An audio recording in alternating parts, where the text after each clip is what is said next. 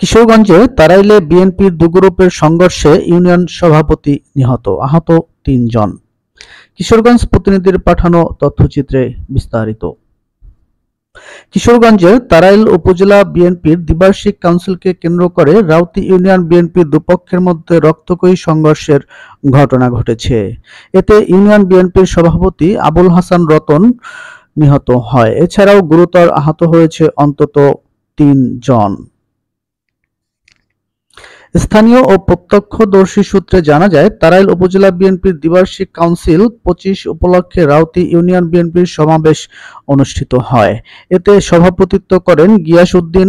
সমাবেশে নিয়ম বহির্ভূত সভাপতিত্ব করায় গিয়াস উদ্দিনের সাথে রাউতি ইউনিয়ন বিএনপির বর্তমান সভাপতি আবুল হাসান রতনের সাথে সমাবেশ স্থলে বাকবিতণ্ডার ঘটনা ঘটলে সকাল ১০টা ৪০ মিনিটের সময় বাকবিতণ্ডা সংঘর্ষে রূপ নেয়।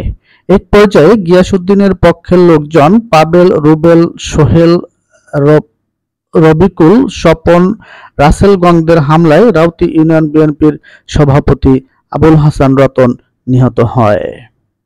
পরে আবুল হাসানকে তাড়াইল উপজেলা স্বাস্থ্য কমপ্লেক্সে নিয়ে গেলে স্বাস্থ্য কমপ্লেক্সের আরএমও ডাক্তার শাহানুর শুভ তার মৃত্যু হয়েছে বলে নিশ্চিত করেন।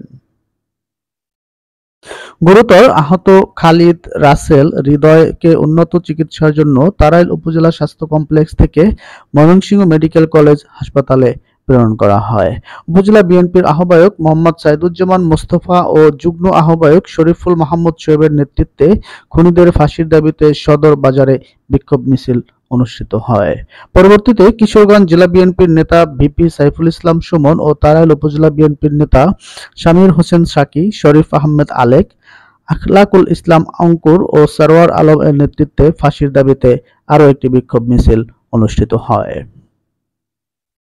তাড়াইল থানার ভারপ্রাপ্ত কর্মকর্তা সাব্বির রহমান বলেন, আগামী ১৫ জানুয়ারি ২৫ উপজেলা বিএনপির দ্বিবার্ষিক সম্মেলনকে কেন্দ্র করে দুপক্ষের মধ্যে বাকবিতণ্ডা হলে এই নিহতের ঘটনা ঘটে।